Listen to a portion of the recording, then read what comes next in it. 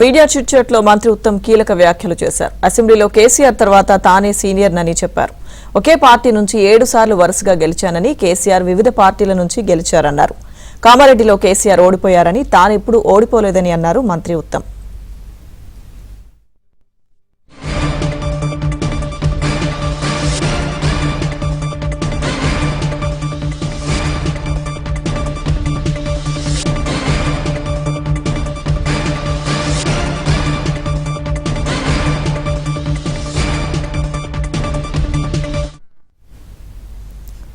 Media చిట్చాట్లో మంత్రి ఉత్తమ్ కీలక వ్యాఖ్యలు చేశారు. అసెంబ్లీలో కేసీఆర్ తర్వాత తానే సీనియర్నని చెప్పారు.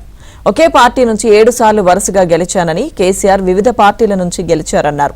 కామారెడ్డిలో కేసీఆర్ ఓడిపోయారని, తానెప్పుడు ఓడిపోలేదన్నారు మంత్రి ఉత్తమ్.